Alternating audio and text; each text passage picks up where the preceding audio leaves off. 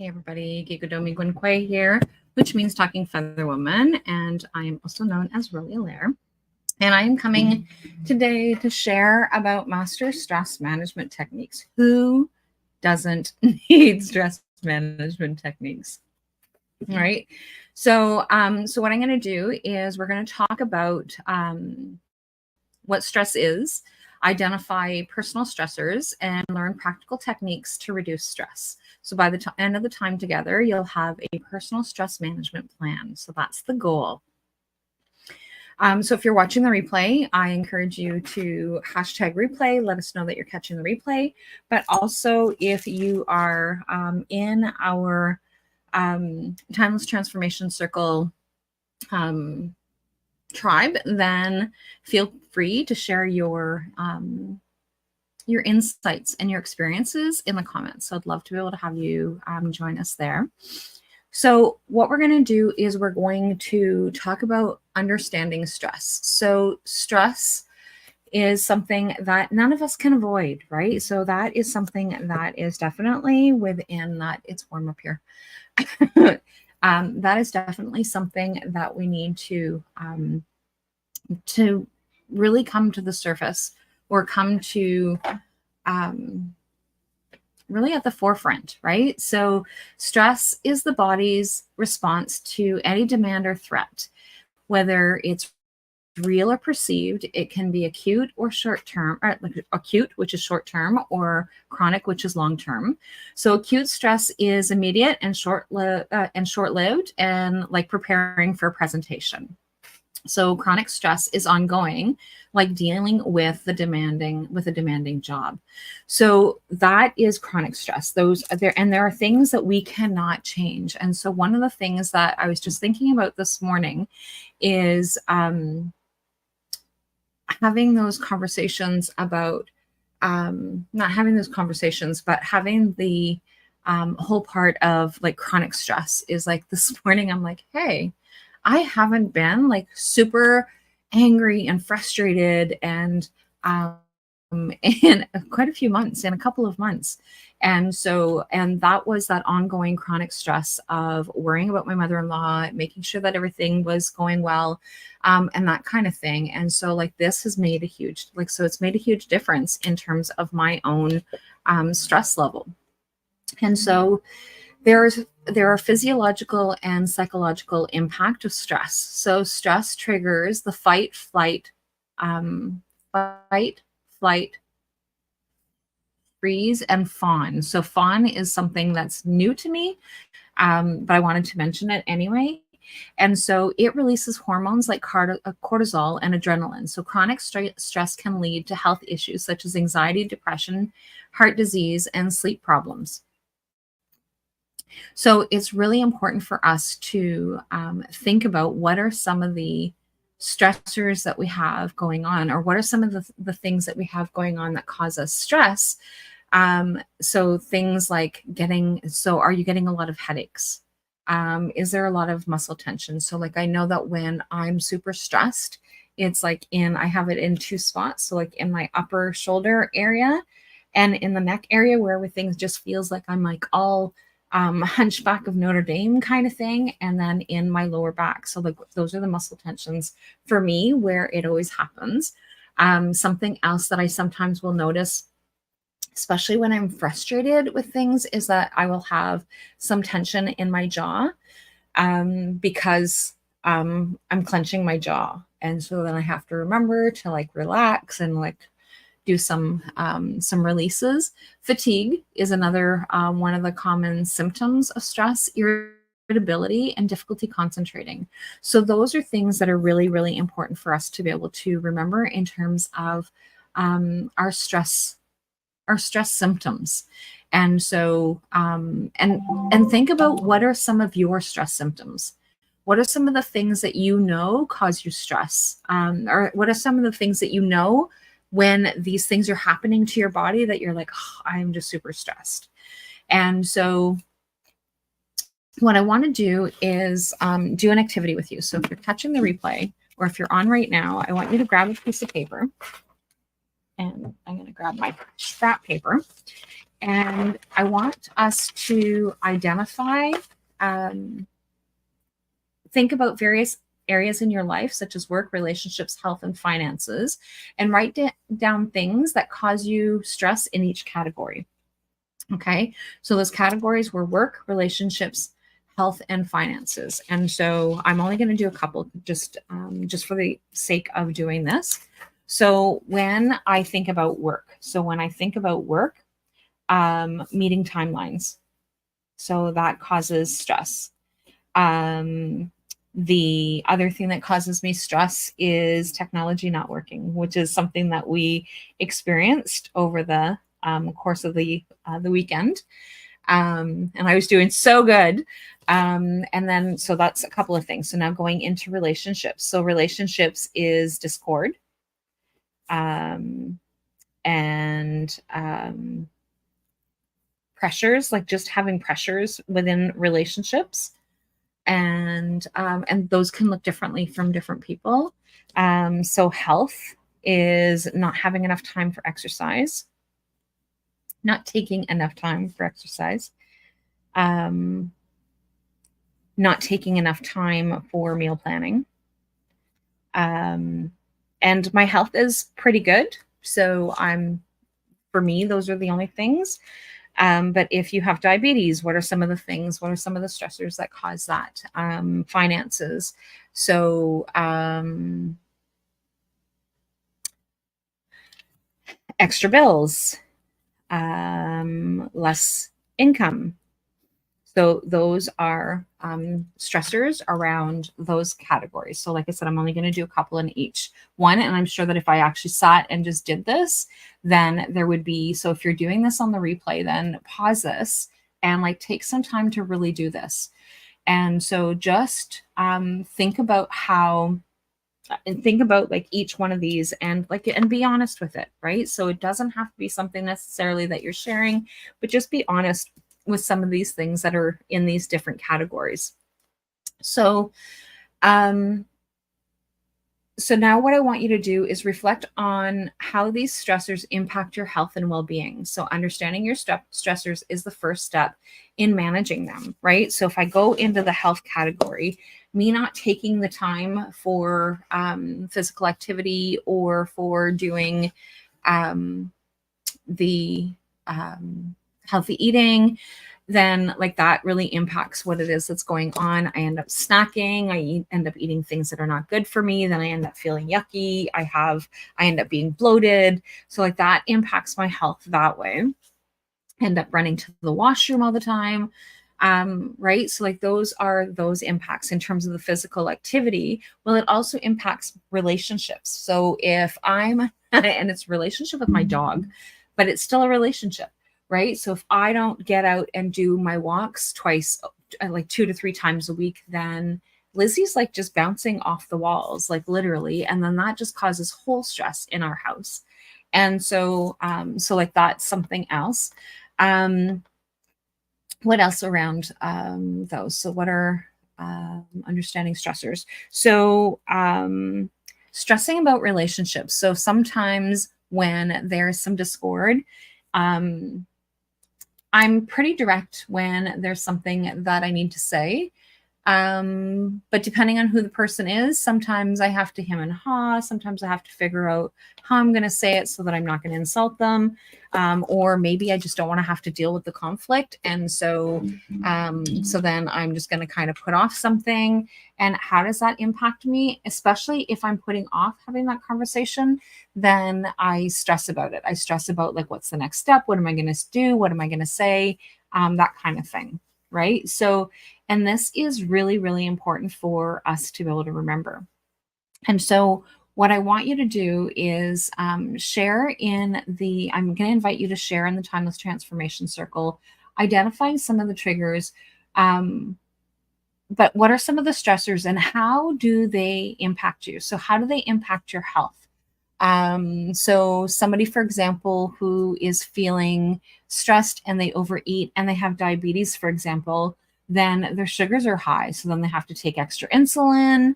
They end up feeling really sick, or whatever it is that has in terms of that impact for themselves.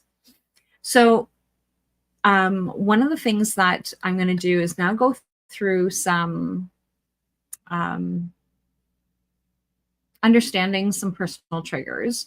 And we did that part already. So we're going to do some stress management techniques. Sorry, I lost my mouse. Just went through, what was I talking about? Technology, right? That causes us stress. And so one of the things that I have learned is that for me, when the technology doesn't work exactly the way that I need it to, then I just kind of roll with it, and I don't let it stress me anymore. But that has taken me a really long time. So that took me out of like, oh my gosh, what are other people going to think? Oh, well, it's not the end of the world. Other people's technology doesn't work all the time either, right? So it's not just mine.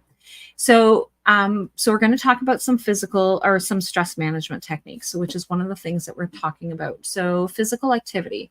So physical activity is a powerful stress reliever. And like I said, for me, it has to do with like also in terms of relationships, but it really actually regular exercise helps to lower our stress hormones like cortisol, and increases our endorphins, which is chemical to the brain that help improve our mood. So I know that I feel better when I actually go out for a walk.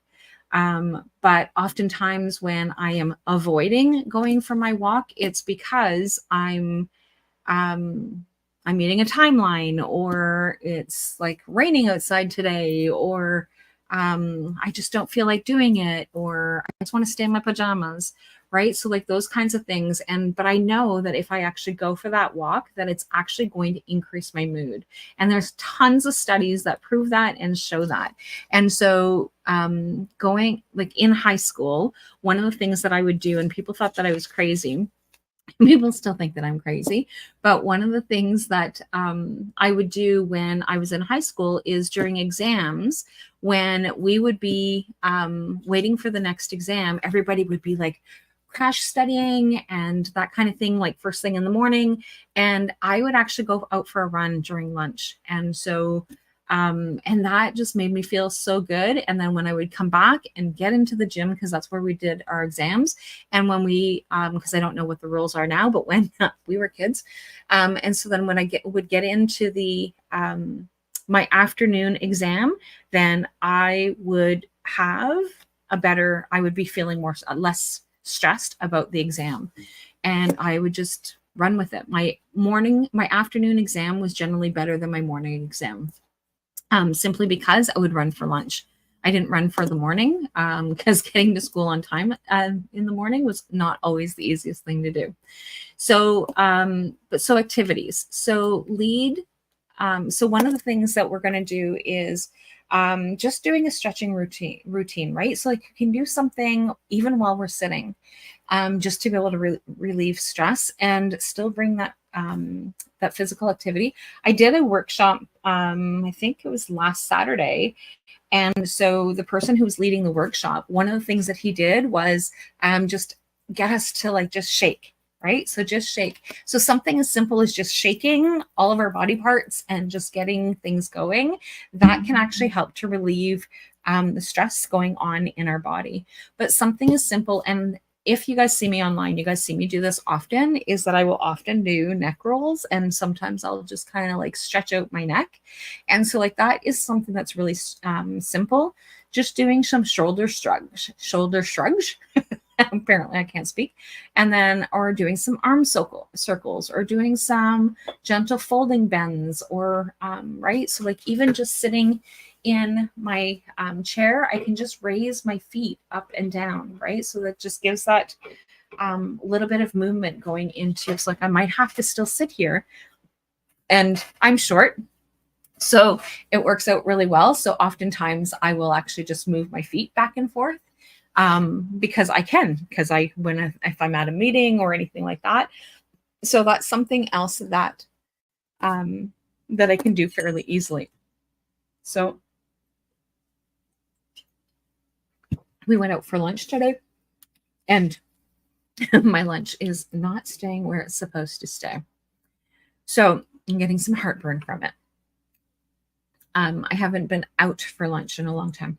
So healthy eating. So that's the next one. So that is another one of the stress management techniques. So if you were catching me today on this day, my May 27th, this morning, I talked about some a balanced holistic diet, holistic nutrition.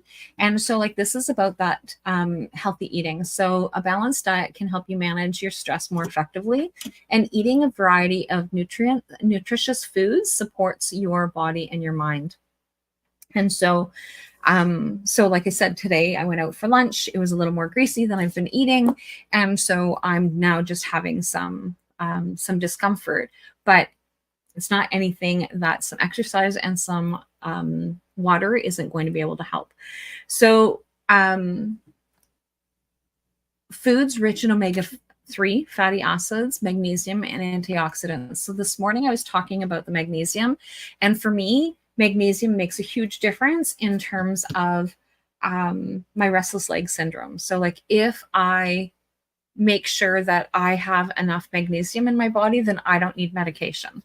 And so, and that's not necessarily for everybody, but that is for me. So if I can make sure that my magnesium levels are high enough, and I'm either having Epsom salt baths, or I am using my Epsom salt or my magnesium lotion, making sure that I'm having enough sea salt and those kinds of things, and that makes a huge difference in terms of my magnesium. And so the other part of it that's really important is hydration. So I've been talking about my water, breaking down whatever it is. I don't take in a lot of caffeine. So however, when I do take in caffeine, it ends up being Pepsi and so then I have an increase in sugar intake. Most of the time I drink water. If I drink pop, I usually have little bottles, and it's either Pepsi or ginger ale. And I have little bottles that I can actually close back up because I really don't drink. And I don't think I have one of the little bottles. Clark uses it as a drinking bottle sometimes because it's just little. But it's like my ginger ale bottle is like this big. And so it's like not very big at all. Like, it's less than a can of pop. And so that makes a difference because then it takes me 3 days to drink it. And so, like, that makes, if I'm drinking it consistently.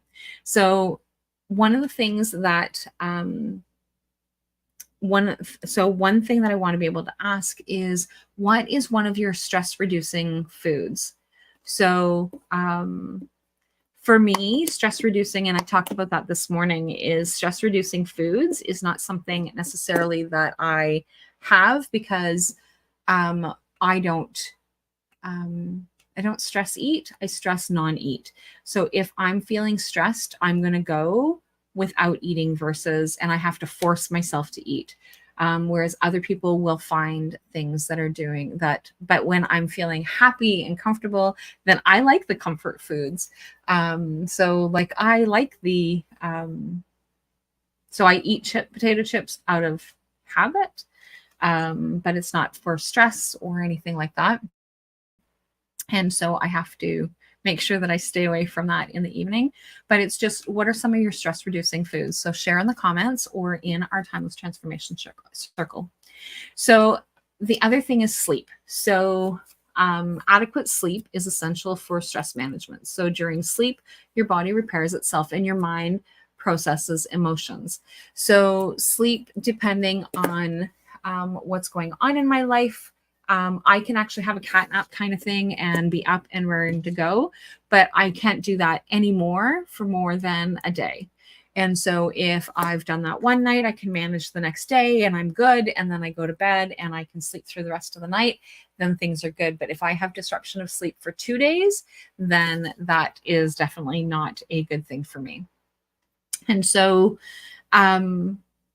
so one of the things that I do to help promote sleep is I will have a nice hot bath, and that helps to relax.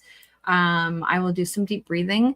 But one of the things that I do, progressive relaxation is another really good one. So like especially if your body is tense, so like just being able to tense a certain part of your body and then release it. And then you can actually feel how it is more relaxed. And I didn't get the best sleep last night, so tonight is definitely going to be a sleep night. Mr. Clark was up for the good part of the night. And then the other part of it is, and deep breathing. So, but one of the things that I started saying is that prior to going to sleep, is that like I literally am the person who can put my head up against the pillow and go to sleep. So when I say, okay, I'm done, I'm going to sleep, I'm like out like a light. And so that drives Sheldon crazy because he's still lying there going like, da, da, da, da, and I'm like, I'm already sleeping. But but I generally call in Reiki energy. And so then I start through the process of Reiki and I start at my head. And then usually by the time that I get to my throat, shoulders, I'm already out. Very seldom do I make it beyond my head and shoulders. So, but that is something that works for me. Listening to relaxation music, meditations to go to sleep. If I am having more difficulty sleeping or just feeling a little more stressed, then I will listen to them. And so those are the different ways of being able to do that. So deep breathing exercises is something that you can do anywhere, right? So that is one of the things that if you can practice deep breathing when you are calm, then when things are stressful, you can actually take those deep breaths. And so when you take a deep breath in, you take a deep breath in, you hold it, and you hold it for a count of 4. And then when you exhale it, you try and count it out longer than the 4, right? So like if you're breathing in, how long did it take you to breathe in?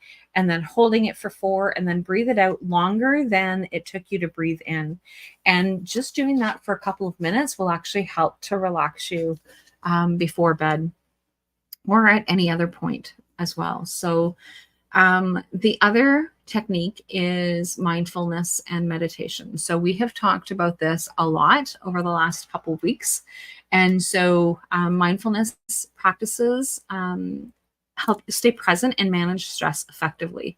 So when you can just be present and just focus in, and I always focus on my breath because my breath is the easiest thing for me to be able to tap into. My friend Chuck, he actually gets people to tap into their heart and listen to their heartbeat. And so for me, it's always the breath. The breath is always the easiest for me to be able to get to. Holding on to that breath and focusing on that breath without changing anything. So like, don't try and focus on changing the breathing. Just stay focused on that. Just focus on how you're breathing. So like notice, are you breathing up at your upper chest? Are you breathing down into your belly? Can you feel it expanding in your back? Like where is the breathing? Like what is it that's happening? And so it makes a huge, huge difference when you can just be focused and present in this moment. Another way of being able to be mindful is like literally just focusing on something, right? So like just focusing and just being aware of what it is that's going on. So like if I sit here and look out the window and I just focus on how the rain, because it's raining right now, how the rain has come down on the window and how like the drops are just kind of coming down. And then I get because my bottles are also in the window, my water bottles. And so like the reflection of the lights from people's vehicles is just kind of going in between and catching my attention that way. And I'm just noticing the cars that are coming in and just being present and not doing anything other than just being aware and being focused and being present to right now, whatever it is that's going on. So, and you can do that with anything. So you can actually take a pen and just focus on the pen and just notice the colors. What does it feel like? What does it look like?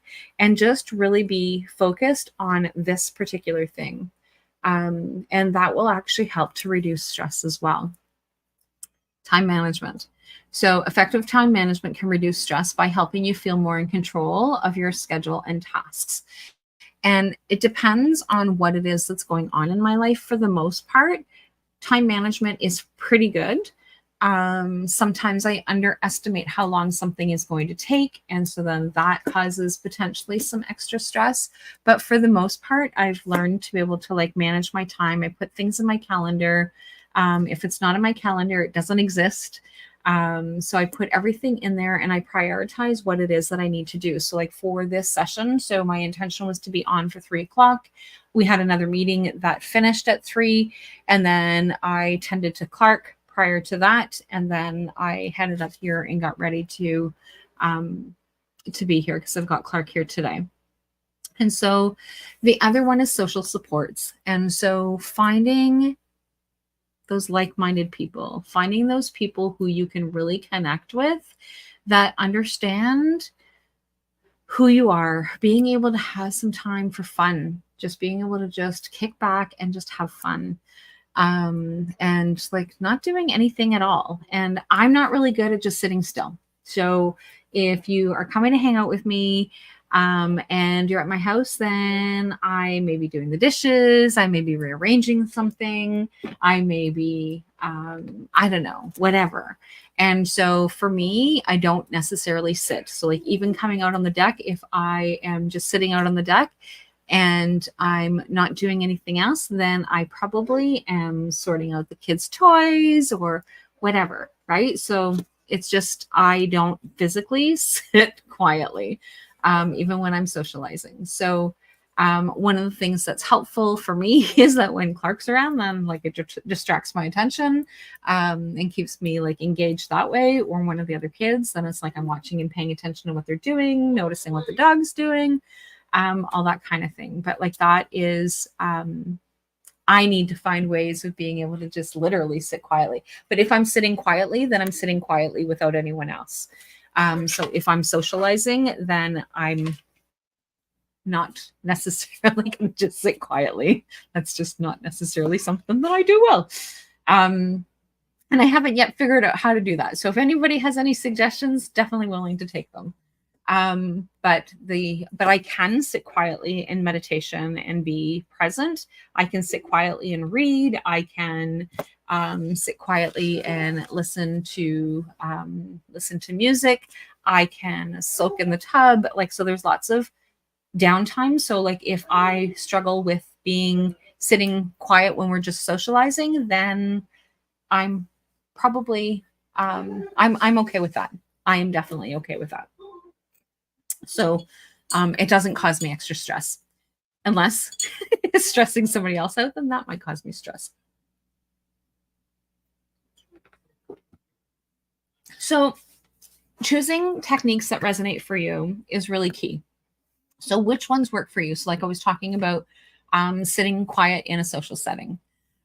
So like if I were to go out for dinner, for example, is that I will be playing with the napkin. I'm going to be playing with the cutlery, the little things that go around the cutlery, then chances are I'm playing with them. If you're expecting me to sit still, that's just really huge challenge for me. But I can still just sit and be present in that same sense, right? So, but it's like, but if you're going to ask me to go for a walk, then if I'm committing to going for that walk, then I will go and that will be good. If I am just trying to think, meditation is something that I have been mastering. So I've been working really hard over the years to be able to have that space and that time. So what I want you to do is think of what are some of the things that you want to do? So like when I look at some of these things, is that I need to get better at making sure that my walk time is not interfered with. And if it needs to be interfered with, so for example, on Thursday, I'm going to be traveling. I'm going to be doing a presentation. So I'm obviously not going to be going for my walk. So I need to make sure that I actually get it in my calendar. And that is something that I still need to work on. So that in terms of stress management techniques, that is something that I can commit to in terms of a plan, is that I need to find ways to recommit to that time. I'm better in the morning.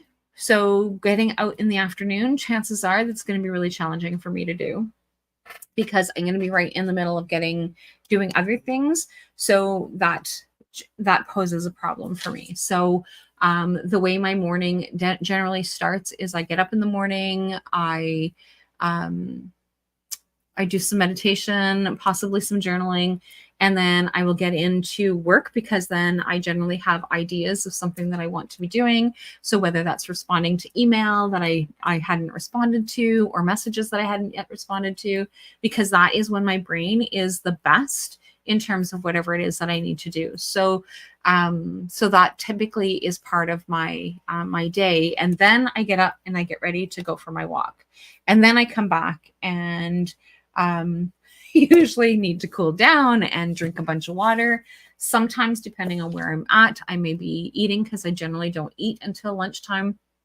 And so then just really working on those activities, and then I get back into work. So depending on what it is, and those are on my walk days. On my not walk days, it all depends on what's in my schedule. So, but it's just really important for me to find a way to incorporate that physical activity. So, like that thing that's sitting in the corner, so that that's supposed to make things easier for me for exercise. And when I bought it, I'm like, oh, yeah, I'm going to do that. And I've yet to do that. So I need to figure that part out and get that going. I saw somebody that actually has a treadmill at their counter, and they have their laptop, and so then they still do whatever it is that they need to do on their treadmill. I'm not sure how effective that would be for me, or how practical that would be. But possibly, right? So, but again, those are not practical. So like those are really important for us to do, is that when we're setting up a plan, is that we need to choose the techniques that are actually going to help us, and figure out which goals we want to do, like which goals is it that we want to do to be able to manage stress. So if the biggest stressor is our work, then what is it that we're doing? How are we doing? What are some of the things that we're doing that can actually help to mitigate that? Obviously, we need to work. There's very few of us that don't need to work. And so still making sure that we're figuring out how to do work, do the things that we need to be doing, that kind of stuff. So I hope that you found that helpful. And I'm really interested to know, what is your stress management plan? How are you doing that? And share with me what it is that you what you're doing, or how you're doing it. And so definitely, I think I might even start a separate group within our tribe, specifically to just stress management. I think I'm going to do that and add that in there. So anyway, regardless of where it is, that's going to be one of the things. So one of the things that I want to do is give you some suggestions, some suggested resources. And so Relaxation and Stress Reduction Workbook by Martha Davis is really good. Mindfulness for Beginners by John Kabat-Zinn is another one. And apps like Headspace and Calm. I have a number of meditations on SoundCloud. So like that is something else that's really helpful. And I have been recording more without the music sound. Apparently I can't do that for some reason. But yeah, so just, and I have a lot of different resources that are out there that way as well. So hope you found that helpful, and I will chat with all of you guys soon, and bye for now.